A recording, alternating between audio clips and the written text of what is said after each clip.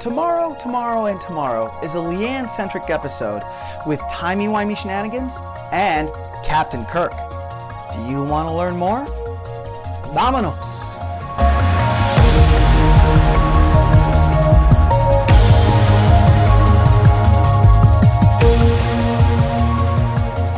Strange New World, Season 2, Episode 3, Tomorrow, Tomorrow, and Tomorrow, was an entertaining episode. This episode focuses on La'an Noonien Singh. La'an is forced into some time-traveling shenanigans, and she has to partner with Captain Kirk to save the future. This episode was a bit of a slow burn, but the payoff was fantastic. Christina Chong, the actress that plays La'an Noonien Singh, does a fantastic job adding layers and layers and layers to this character, more layers than we saw in all of Season 1. And Paul Wesley returns as James T. Kirk, and he's doing a fantastic job making this Kirk his Kirk, and a wonderful Kirk to watch. Not a lot of space and starship action, unfortunately, but the time-traveling aspect really kept you on your edge. And at least for me, towards the end, when certain things were revealed, it made you say, oh, I get it. And that's as far as I'm going to go, trying to stay spoiler free. So, if you don't want to hear all the good bits, then I suggest you beam out now.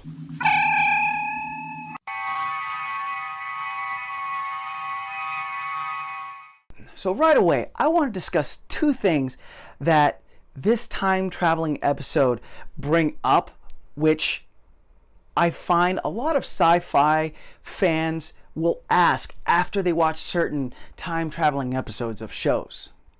The first is, people are so preoccupied of fixing timelines that they don't think about the repercussions of when they do fix the timeline. This is highlighted beautifully in an exchange between Kirk and La'an, where La'an is trying to figure out why in the past they were brought back so she could fix it and return back to her timeline. But Kirk counters and says that, well, if you fix your timeline, then my timeline is destroyed and I won't be around. Which to me brings up a very philosophical debate. If you fix one timeline, and in fixing that one timeline destroy another timeline, are you doing good? But your scientists were so preoccupied with whether or not they could, they didn't stop to think if they should. And the other point that's brought up in this episode that I believe is the crux in a lot of time traveling episodes. If you could go back in time to take care of a problematic person, would you? Should you? Or, framed in a different way, if you could go back in time and unalive a baby Hitler, would you? This point is brought up beautifully because in the episode, La'an finds herself in her forefathers' genetics company, for lack of a better term. And a Romulan assassin was sent to kill Khan. And it's up to La'an to save Khan. You cannot find a name that's more synonymous with evil in the Star Trek lore than Khan Noonien Singh. And for that extra punch in the gut, La'an faces a young Khan. And Khan asks La'an, are you here to kill me? Because in those moments you see La'an wrestling, meeting Khan in such a frail state as a child, on the good that might happen if she does the deed and rids the world of Khan Noonien Singh against everything that will be lost if she gets rid of Khan Noonien Singh. Because I think that's something that really isn't brought up a lot. For all the bad that Khan did in the Star Trek universe, his actions were the catalyst that made Starfleet, that brought humans into that golden age, or the epitome of Starfleet that we all think of, which is a utopian paradise.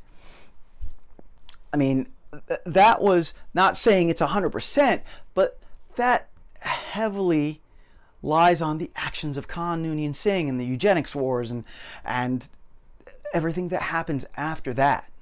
And this brings me to my praise of Christina Chong and Paul Wesley. Paul Wesley, of course, reprising his role of Lieutenant/Captain Kirk. When the timeline is messed up, La'an finds herself in an Enterprise with Captain Kirk at the helm and not Captain Pike. So that's where the Captain Kirk comes in. The two actors just do such a great job. When I watch Paul Wesley's Captain Kirk, it's Kirk. It's he does such a great job, for lack of a better term, making Kirk Kirk. But he doesn't overdo it where he's trying to be like a William Shatner knockoff. He really is making Kirk his own character. And Christina Chong, she does such a great job. Again, in the scenes where the character, in the scenes where La'an is silent, she portrays so much emotion and so many different levels of feeling with just her face and her body posture. And at the end, when she calls Lieutenant Kirk and then breaks down crying with that realization that she can't talk to anyone about this huge, heavy event that she's witnessed, it broke my heart.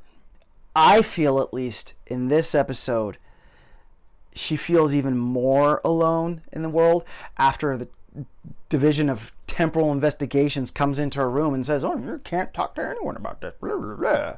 You feel how alone and how she just you just want to give her a big hug. Which now brings me to some gripes, and these aren't gripes as in like, oh, there was something wrong with the episode. No, these are just regular nerd geek gripes. Like, for example, does anyone have oversight over the Division of Temporal Affairs department in Starfleet? I mean,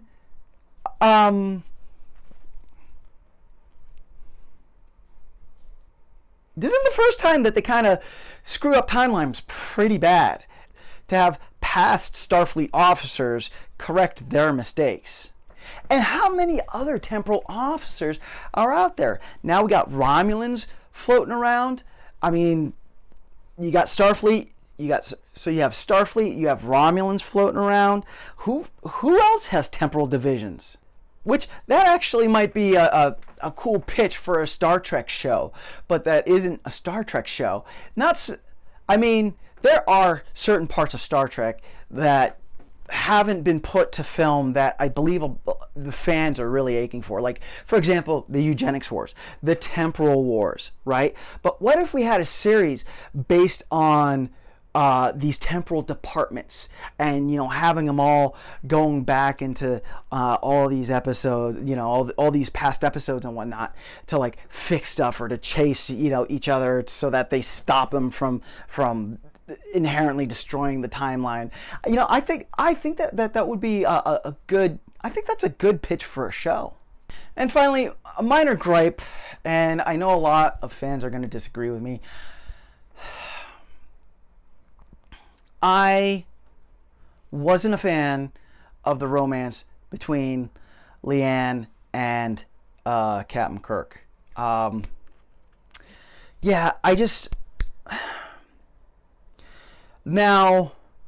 the build-up felt good, and the kiss was very respectfully done. They didn't do that stereotypical where they kiss for the first time and like it's this big they're shoving their tongues down each other's throat. It was a very tender moment. I'm not denying that.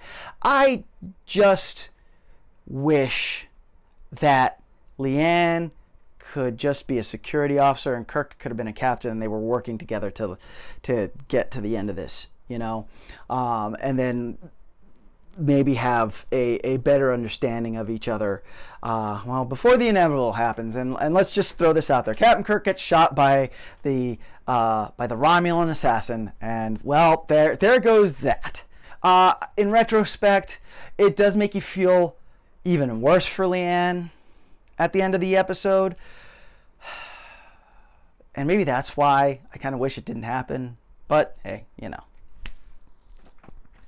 So again, I thought that this episode was good, was really entertaining. It was a slow burn for me and my type. I admit I do like things to be a little bit more action packed, and also I'm slow on the uptake. So all those little things that were sprinkled throughout the episode that other people probably caught on really fast, I was just kind of like, what, until the end, and then I was like, oh. But that's just me.